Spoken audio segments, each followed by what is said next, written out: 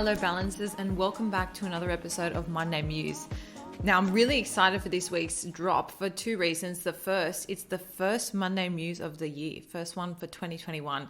And the second reason is I want you to just all have a look at your phones. If you haven't already noticed our incredibly beautiful new album cover, thanks to the gorgeous Carla, an Aussie living in the UK. If you do want to see more of her work or engage her for anything you might have coming up as well, you can jump over to our Instagram. Our handle is @TheBalanceTheory, and I've tagged her professional page on that, so you can reach out to her there. But we are so excited with the final product. I absolutely love it. So big thank you to Carla for that. Alrighty, I guess just for my little wrap up of the week, for those of you who haven't already heard me say this on other pods, this year I've made the goal to try and meditate every single day for at least 10 minutes. And I'm going strong, you'll all be glad to know. However, I must admit, there are days where I feel like I'm not as present. My mind's still running and it's almost like, is this even doing anything? That's kind of the thought that crosses my mind. And so for my little tip on my balance this week, I'm going to hone in on the mental health and just flag, I suppose, that what I've realized is it's in the process of just sitting down, paying attention to your thoughts. That is, the whole journey of meditation. It doesn't have to be that you're absolutely silent. And I think it's quite normal for you to have days where you're a little bit more distracted than others, but you're still giving yourself the time, just that small amount every single day. So I've kind of taken the foot off the pedal when it comes to putting pressure on myself and having to be still and zen AF after every single session, and just committing to the fact that I'm putting in that time to myself. So for anyone who does meditate, has just started, who might be feeling the same way, I hope that helps you. And for anyone who does meditate quite regularly and has some really cool tips, please reach out. We can, have a little chat about it as well. It's something I'm getting more and more passionate about the more I dive deeper into it. Just before we dive in, and for those of you who have heard me talk about ESFit and have no idea what it is, it's a female empowering brand that my best friend and I started. Traditionally, it was just boot camps, but off the back of COVID, we sort of launched an e-commerce branch. So now we've got really cute luxe fitness accessories ranging from sweat towels to ankle weights, bands, etc. And for all my beautiful balancers, we are offering $10 off your first order. You can just use the code BALANCE at the checkout, and happy days. Let me know if you have any questions about the products. You can always hit me up on my personal. If not, you can jump over to our Instagram there @ESFit__ and check it out for yourself. Today, we're going to talk about how to get the perfect morning routine. Now, any lawyers listening will at the end of this say that was a little bit misleading and deceptive, because we're actually going to talk about why you can't really get the perfect morning routine. You have to get your perfect morning routine.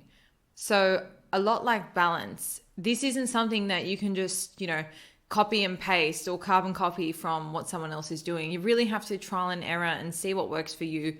And I'm going to get into all that in today's episode, and also reasons why a morning routine actually might not work for you at all. Alrighty, so balancer, if you're listening right now and you feel like you are either one, not as productive in the morning as people around you, feel like you're comparing and just by that comparison game, you just feel less productive, or number two, you feel like you're still kind of trying to perfect your morning routine, then I want you to consider the two following things. The first is, what in your mind is the idea of a perfect morning routine? Is it something you've read in a book? Is it something you've heard someone talk about? Or is it just something, a whole routine that someone else is doing? If so, you have to ask yourself, are you trying to mimic this person's pattern or behavior rather than perhaps taking bits and pieces and making them your own? There are so many different variations to a lot of habits and rituals you can do in the morning that I think if you're sitting there trying to mimic somebody else's or copy and paste perhaps like a 4-step guide you've read somewhere, then that could be a simple reason why you feel like you haven't quite perfected that routine as of yet.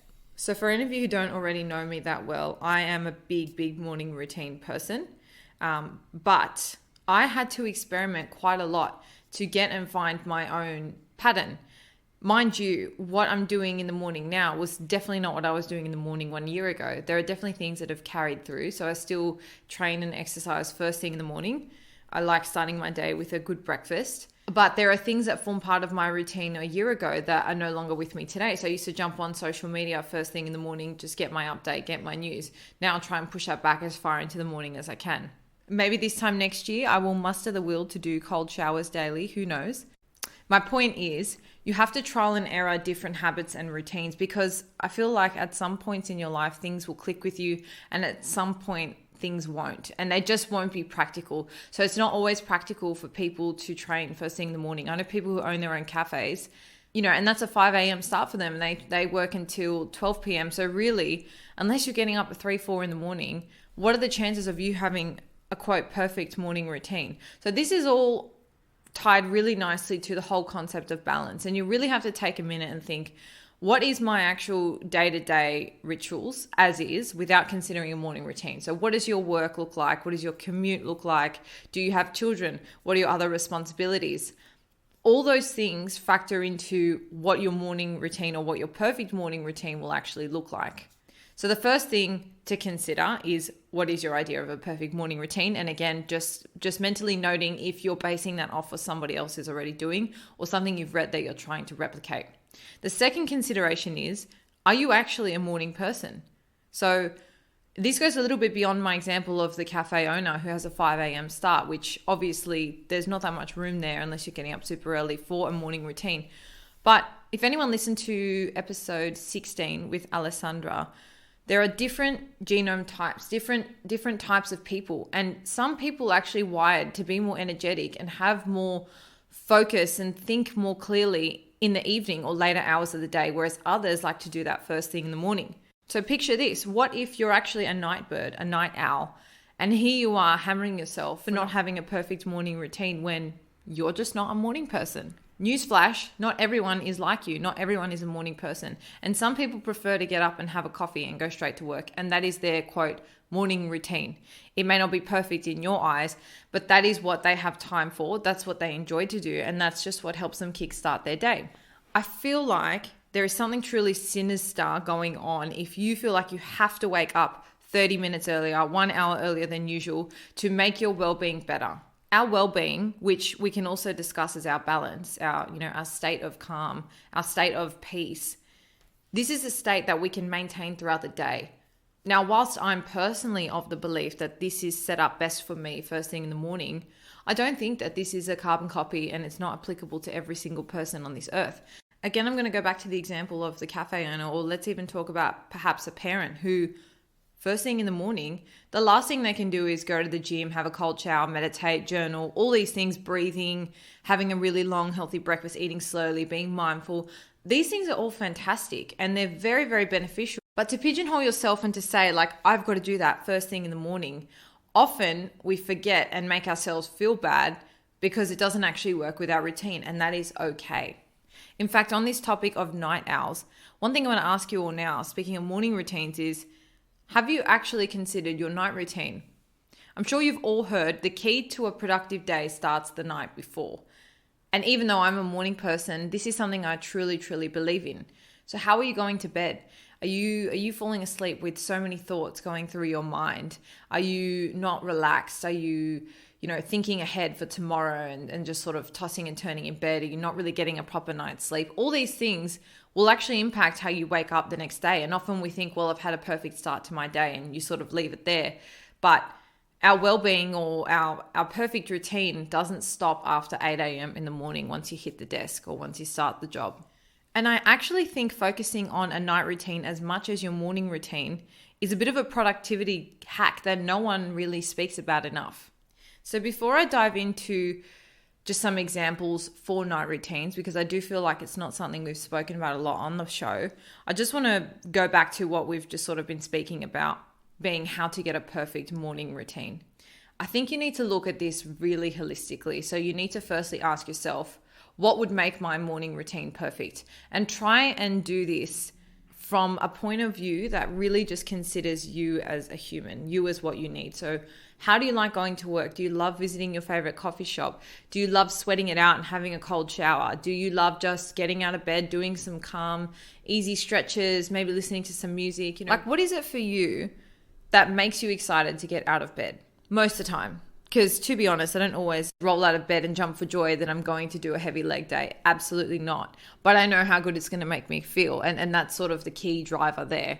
That keeps me sticking and repeating. And, you know, if you're someone who's more interested in how to stick to your goals and habits, you should definitely check out our episode with Haylene. But let's just steer away from making things rituals and habits for now and just thinking about what actual rituals and habits would make your morning ideal. So that would be the first thing, really try and personalize and tailor it. And that doesn't mean you can't look to other people for inspiration, for influence. But I think the key thing for you to know is that you need to trial and error. And when something no longer works for you, even if it has been for the last 2 years, it's time to shake up your routine. You may not enjoy that anymore. It's like people's company, you know, you chop and change, like jobs in the office, etc. So like every arm of the balance theory, you really have to be prepared to explore and trial and test and be open to the fact that things are not stable. So when it comes to coming to terms with what your morning routine is, really just try and think about what fuels you up, what makes you happy, and what actually works with your time and space. And the second thing there before we jump onto the night is, are you actually a morning person? Do you have the capacity in the morning to do things for yourself? Because I think the key thing here is we harp on about a morning routine, but I think that's just a bit of a metaphor for time for ourselves. So for some people who can't do it first thing in the morning, it might be in their lunch break. They might finish work earlier in the day and therefore it's like an early afternoon. It's still technically the same thing. You're still doing things for yourself. You're still paying attention to your mindset and really being mindful. And so whether that happens first thing in the morning or at 3 p.m., I don't think is really like game changing. I think what matters is how it works with your routine. And as long as you are fitting in that time, however long it is, however long you need at some point in the day, I think you're definitely on the right track. But yes, you night owls, don't keep beating yourselves up. If you just want to get up out of bed, get dressed, go to work, and then, you know, focus on yourself a little bit later in the day, I personally don't think there's anything wrong with that. And I think that just forms a part of your unique balance. And I think you should own it. I don't think you should still be, you know, chasing some morning routine just because that's what's being pumped around in the headlines at the moment. Alrighty, so let's now move on to some tips when it comes to a night routine. So I personally love doing my stuff first thing in the morning. And honestly, like the number one reason would be that most people aren't awake and therefore I can't get emails or calls or DMs that are going to kind of throw me off course and change the track of my morning. I can actually prioritize what I want to do and nothing's going to stop me from training that 45 minutes, having a shower and just getting ready for the day. And then I feel equipped to deal with everything. So just getting it out of the way first thing in the morning really helps me just ensure that I actually stick to it and there's no hiccups. Small side note, obviously things go awry at times and you just need to be prepared to deal with it when things come up. But on the whole, I think it's a lot easier to commit to your things when you don't have external things to worry about. Obviously, parents, you're shaking your heads now at me going, well, you have no idea what it's like to have kids. And obviously, I know when that time comes, things are going to be completely different. But right now, that's my personal situation. That's my little anecdote on morning routines. But I must say that I treat my bedtime sacredly. I try and go to bed the same time every night just for consistency. And the more you can try and do that, the more your brain and your body will prepare itself for sleep at that time because it knows that it's coming. It's kind of like, do you find that when you don't set an alarm, you always tend to wake up around the same time? It's the same thing, especially if you've been using an alarm for a long period of time. You'll find that your body falls into its own natural circadian rhythm. So a couple tips from me and things I try and do when it comes to night routine. Definitely number one, going to bed at the same time or around the same time every night. Tech detox is number two. So I try and put my phone on airplane mode at least an hour before I go to bed. I don't want to be responding to people, checking DMs, scrolling through social media and bombarding my head with all that marketing and the small serotonin kicks you get when you scroll and you get likes and all those things. I just find it a little bit toxic when I'm trying to rest and just switch off from the day. So one thing I try and do is I put my phone on charge. The second the charger goes in, phone's on airplane mode and I'm turned off for the night. The next thing, and anyone who's a little bit borderline OCD may resonate with me when I say clean space. Like you will not find me relaxing or napping if there is stuff on the floor, if there's dirt, anything like that. I really try and keep my space clean. I just feel like it reflects on how I'm feeling internally and it just helps me chill. So That's just something else I do.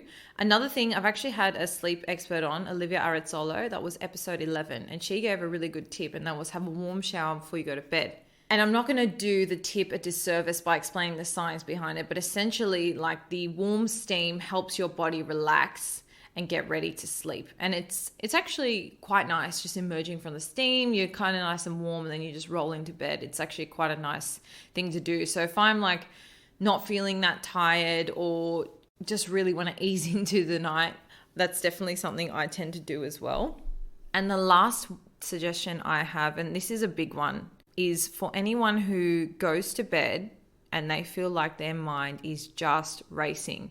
You cannot turn off the thoughts. You feel as though like no matter what you do, the thoughts just keep going through your head. You keep thinking about what you have to do tomorrow, and you just, no matter if you meditate, if you breathe, all these things, you just feel like you cannot switch your mind off.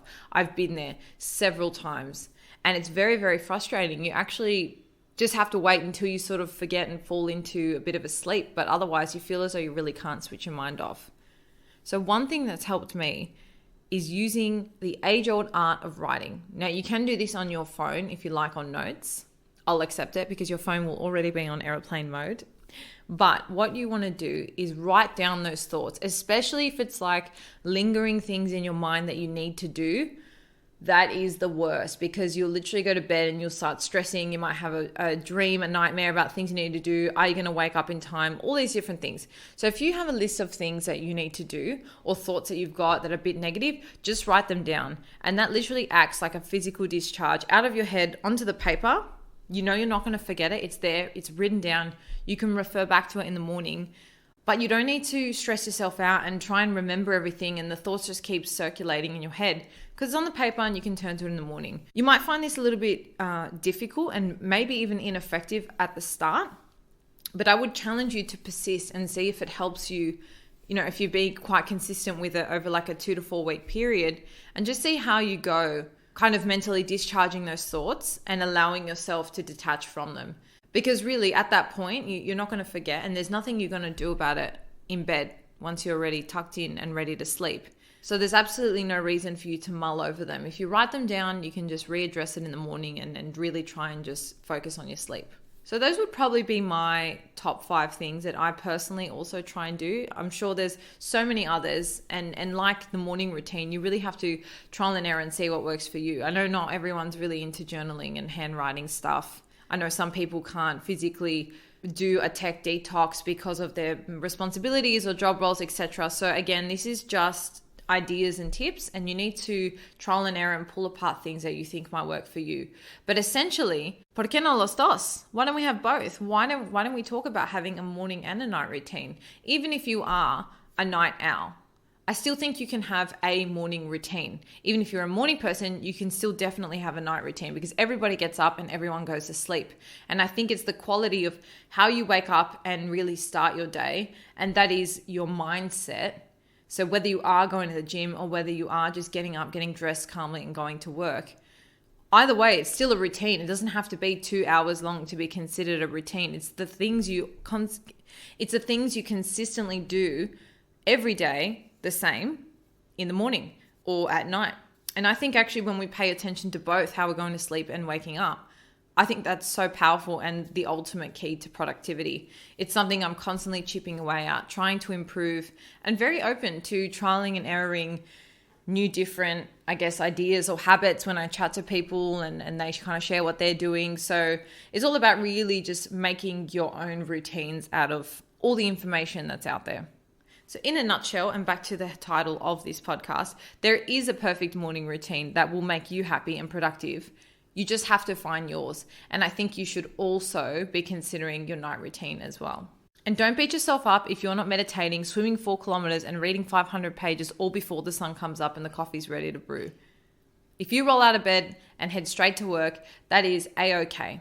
Just remember, you should strive to have some part of your day where you focus on you. Because really, I think that's what all morning routines are geared at. They're about focusing on your mindset, being mindful, and really just listening to yourself. So whether you do that at lunch or first thing in the morning is totally your call. I'd love to hear any of your comments and thoughts on any rituals or habits that you guys do first thing in the morning or right before you go to bed that you found extremely useful. I'll put up a little post on Instagram today. Just let me know in the comments or shoot me a DM if you do want to share.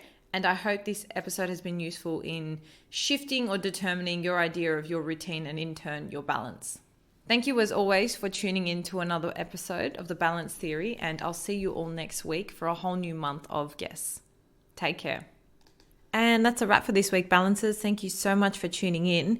I hope you found this episode useful to some degree in either steering or determining your definition of balance today. As always, the biggest compliment for us is if you share this episode with someone who you feel might need it, or if you're on Spotify, you can click follow, or on Apple Podcasts, you can leave a rating or review. If you have any suggestions for up and coming podcasts, feel free to shoot us a DM or an email. Our Instagram is @TheBalanceTheory and our email is thebalancetheorypodcast@gmail.com. Otherwise, you've always got the option of subscribing to our mailing list. We only send you email reminders when the episodes drop so you get them fresh out of the oven. No annoying spam, we promise. I hope you enjoy the rest of your week, and until next time, stay balanced.